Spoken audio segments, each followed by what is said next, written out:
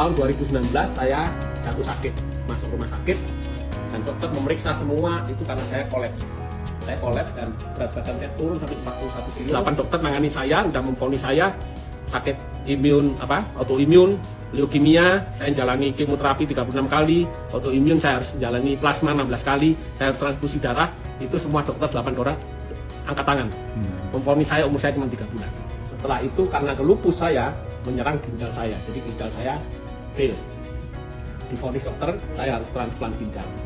Untuk sementara menunggu transplant ginjal itu saya harus menjalani cuci darah. Ini bekas saya cuci darah. Ya, ini fistula yang dipasang di ini. Sebelumnya di dada sini. Ya, itu saya 4 kali cuci darah 1 minggu. Ini saya ditunjuk ini. Ini produk Jepang. Ya, buatan farmasi Jepang. Setelah 3-4 bulan saya baru mulai kencing. Saya tidur enak, pup enak. Akhirnya saya terus waktu setelah 7 bulan minum ini, itu dari kreatin saya 14 itu baru turun cuma 12.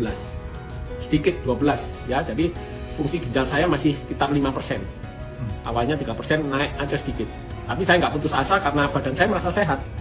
Warna kulit saya jadi cerah, merah gitu. Terus gatal-gatal ini mulai hilang. Saya terusin minum ini karena merasa sehat, terus minum. Akhirnya dari bulan ke bulan itu turun pelan-pelan tuh kreatin. Turun pelan-pelan.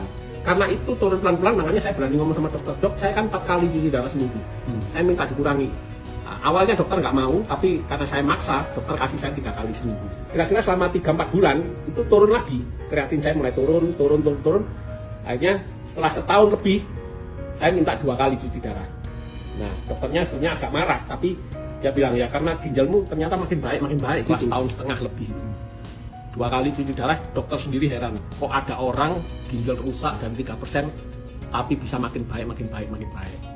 Ya saya nggak cerita tentang ini sama dokter, tapi saya terus minum ini sampai satu saat hampir 2 tahun saya tetap ngotot, dok aku minta 1 kali cuci darah. Nah, dokter pertama tidak mengizinkan, tapi dia bilang oke, saya coba selama 1 bulan. Kalau orang udah cuci darah sekali makin parah bisa 2 kali, bisa 3 kali, tapi saya terbalik dari 4 kali bisa 3 kali, bisa 2 kali, bisa 1 kali. Nah, waktu kedua kali, waktu tinggal 2 kali seminggu itu saya minta sekali. Dikurangi, dicoba 1 bulan, dites darah saya ternyata stabil, walaupun belum turun drastis, tapi stabil. Udah mulai 3, kreatin saya jadi 3, 3,2, 3,1, 2,9, terus naik turun itu selama kira-kira 2-3 bulan. Nah, dari situ selama berapa bulan saya 1 kali cuci darah, ada suster yang nurse-nya bilang sama saya, kamu lebih baik cari second opinion. Nah, karena saya sekarang udah 1 kali cuci darah, saya pergi ke dokter yang awal di sini, dokter yang di sini kaget. Dia kira saya sudah mati. Waktu saya datang ke sana, dia, ini benar Gideon. Iya benar dok, ini saya Gideon. Sorry ya, tak kira kamu sudah mati dulu. Nah ternyata saya makin sehat. Akhirnya dokter, oke, saya cek darahmu. Cek semua, darah semua dicek. Langsung dokter tuh bilang, kamu stop cuci darah.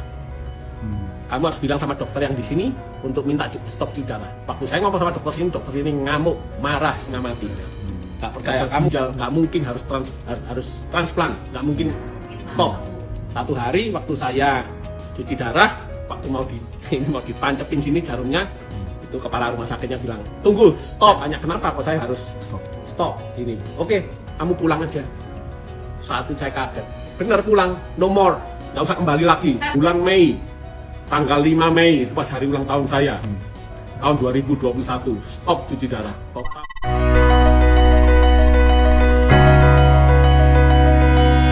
Cuci darah itu kan suatu kondisi di mana ginjal tidak bisa lagi berfungsi melebihi 10% aja. Jadi kalau nah itu juga, jadi kadang-kadang gini, ada dokter-dokter yang baru 40% cuci darah gitu. Kenapa? Duit lah, mau duit. Tidak boleh juga. Kita patokannya itu biasanya 15 atau hampir 10 cuci darah. Nah, kalau belum kita masih fight ya untuk bisa nembus itu. Nah, gunanya ini seperti aku bilang, sel-sel yang rusak, glomerulus darah ginjal itu yang rusak, itu kan ganti baru, tapi kan nggak mendadak ya, Ci ya. Maksudnya nggak hari ini minum ini, besoknya nggak cuci darah, bukan gitu loh. Tapi dia ada prosesnya. Berapa banyak dia minum, berapa banyak juga selnya diganti. Jadi tambah tinggi dia cepat minum itu, tambah cepat dia mengurangi frekuensi cuci darahnya dan mudah-mudahan tidak cuci lagi. Kalau yang aku alamin beberapa nggak cuci lagi sampai sekarang. Beneran nggak cuci lagi. Kasihan emang. Nah ini salah satu harapan. Makanya terapi sel hidup ini harapan untuk banyak gangguan yang kayak gitu, diabetes lah, stroke lah, terus puluci ginjal, jantung, ring bypass. Kalau di kasus cuci darah, ginjalnya sudah rusak. Dia kalau rusak banyak racun-racun di dalam darah.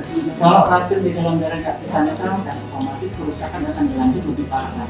Nah itu dicegah dulu. Jadi ada yang di Jakarta yang udah keluar negeri itu yang gagal ginjal ya, alhamdulillah Pak Gideon ya sudah nggak cuci darah lagi ya, udah nggak cuci darah lagi.